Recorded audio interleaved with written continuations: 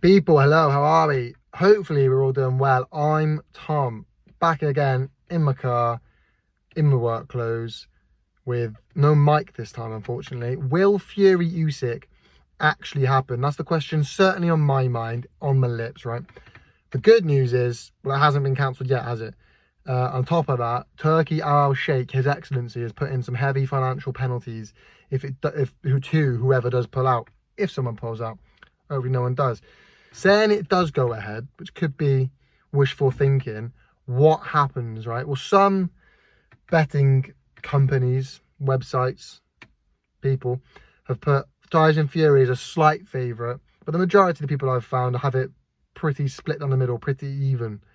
I'm yet to find one that has Usyk as favourite anyway.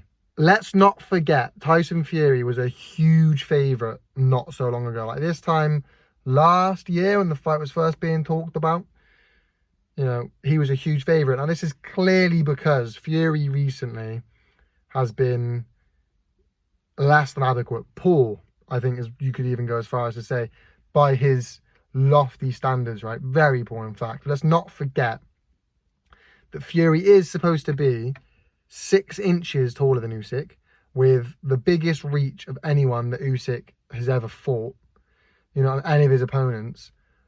And that size will matter. He's probably one of the heaviest that he's fought as well. So, you know, let's not forget that. I don't know what weight he's going to come in at, but it will still be a lot heavier than Usyk.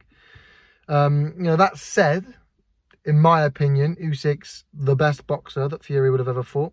Usyk's a very good boxer. And Usyk's style is just all wrong for Tyson Fury. I think he's small, he's slippery, he's slick, he's a southpaw. I think that's kind of all the things that Fury's known to struggle with. You know, he's a fantastic boxer, and that certainly levels it at least somewhat. Now, they're both past their best. All this talk, is they slide in, who's sliding, whatever it is, they're all past their best. Obviously, they're past their best. Tyson Fury is 35 years old, 36 in a couple of months, and he's abused his body massively. I mean, of course they're past their best. They're both definitely past their best. Alexander Usyk, 37 years old, and he's been boxing for years and years and years. Of course, they're not at their peaks. Probably a few years past their peak. That's obvious. The question is, who's kind of slidden more?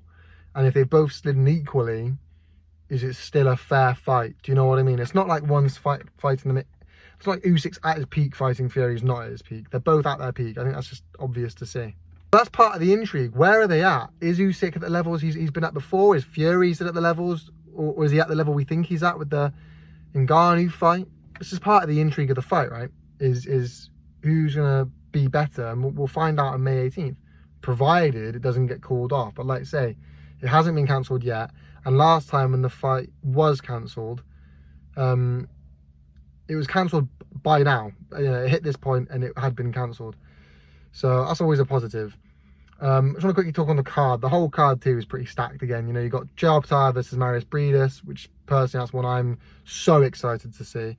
I think Jalpatar will win quite comfortably this time, quite easily. This time you got Moses Atuma, you got Caballero, you got Cadena. They're all fighters that are going to feature on this card too. And you know, personally, I can't wait.